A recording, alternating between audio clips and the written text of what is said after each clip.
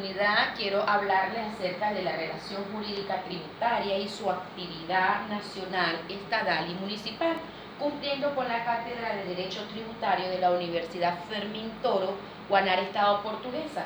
Vamos a hablar acerca, iniciando, qué es el impuesto sobre la renta.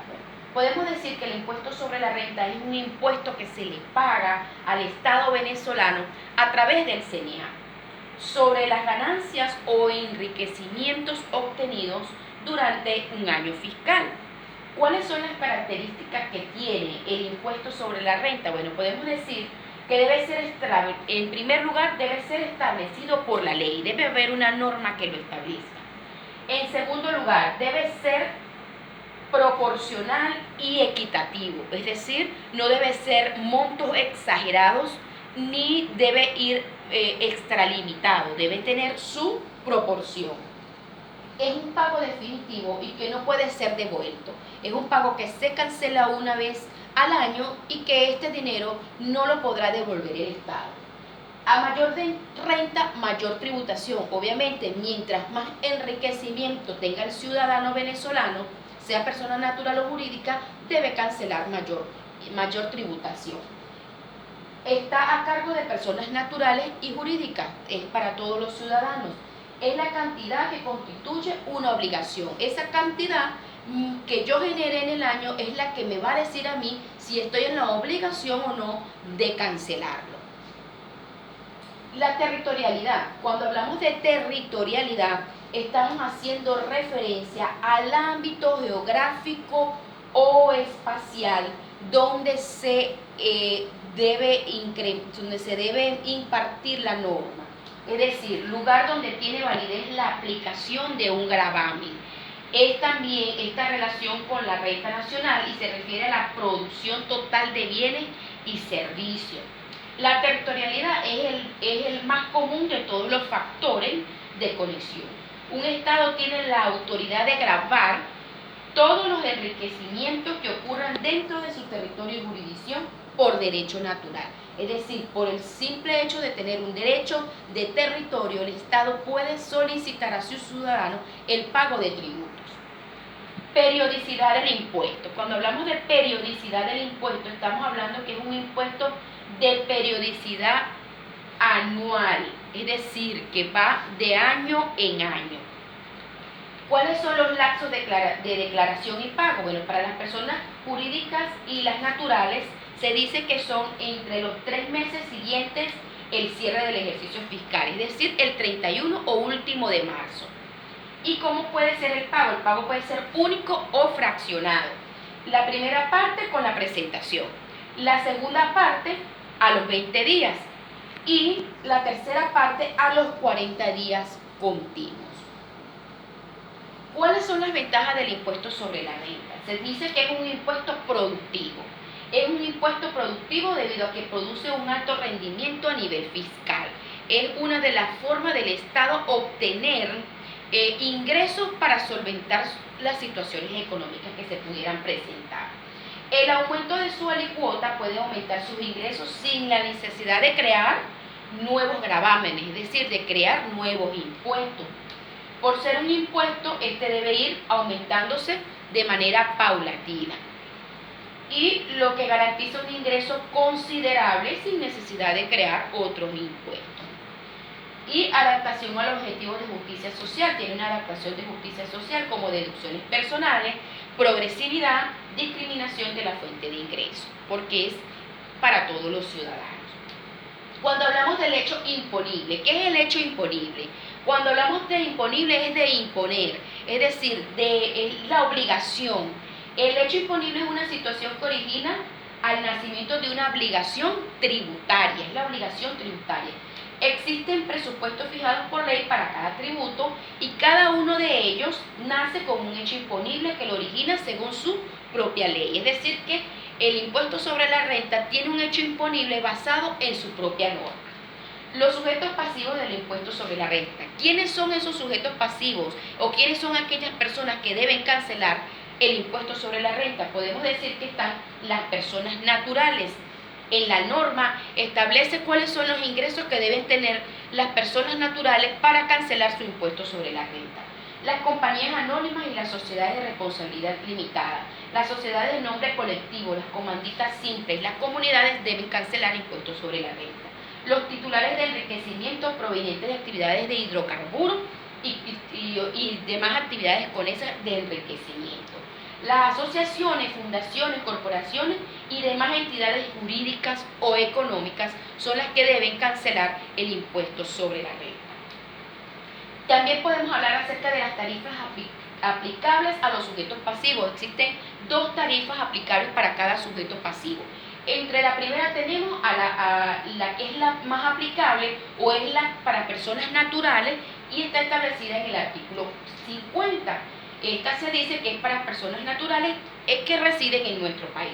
Y la de tarifa 2 es para aquellas que se aplican a la mayoría de las actividades empresariales del país, ya las que nombré anteriormente, como compañía anónima, contribuyentes asimilados, los de hidrocarburos y otras actividades. Y la tarifa proporcional es cuando hay casos en los cuales no resulta aplicar la tarifa 1 y la tarifa 2. ¿Qué hacemos? Ha de aplicarse esta tarifa también conocida como tarifa 3. Esta se aplica a los contribuyentes que perciban solo regalías o en este caso se aplica la tarifa 3. Vamos a hablar acerca de la potestad tributaria. El poder tributario, ¿qué es la potestad tributaria? Bueno, es pues aquella capacidad del Estado de crear, de modificar, suprimir tributos. Es ese poder que le confiere el Estado para crear cualquier tributo, crear o suprimir. Su estructura es a nivel macro, es decir, es para todo, es amplio y está dentro del derecho constitucional tributario, por ser general y universal, es decir, que es macro. Luis Hernández dice que, o lo define como el poder tributario como el poder de Estado para crear, modificar, suprimir tributos y para eximir de ellos. Hablamos de la clasificación de la potestad tributaria. Hay 2 clasificaciones. Está la potestad tributaria originaria y está la potestad tributaria derivada.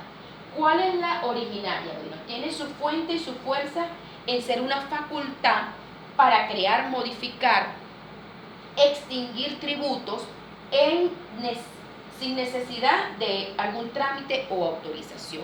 Esta potestad tributaria originaria deviene de la Constitución de la República. Y la potestad tributaria derivada, lo que la define y la diferencia, es el origen y calidad de esta potestad. Es aquella que necesita de trámite previo o autorización, como por ejemplo, para que el Poder Ejecutivo pueda crear impuestos, necesita previo trámite y autorización del Congreso, que mediante ley le da esta potestad, esta facultad delegada para crear impuestos. También podemos decir que dentro de ellas están los impuestos creados por las alcaldías y los municipios.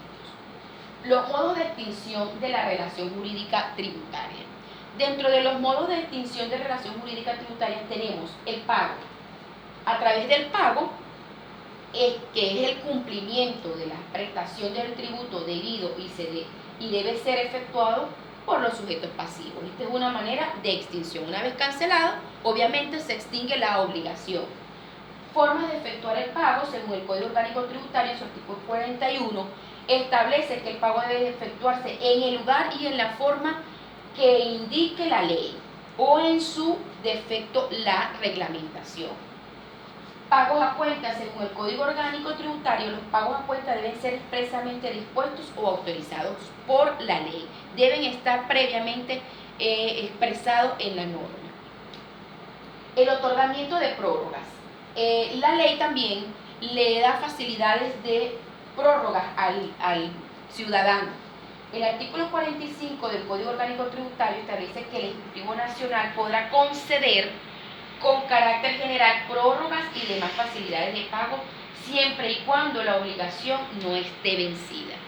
Muchas veces hemos dado cuenta que se le han otorgado prórrogas para la facilidad de pago a través del Ejecutivo Nacional, quien es quien las otorga.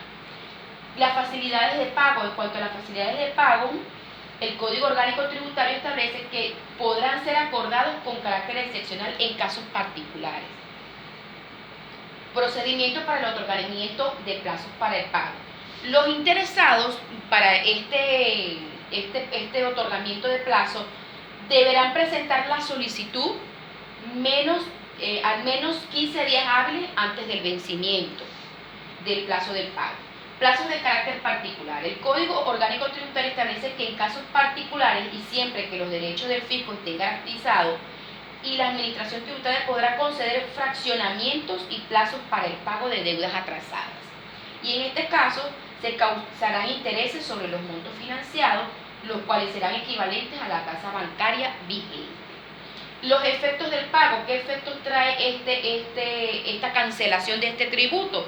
En primer lugar, extingue la obligación jurídica tributaria.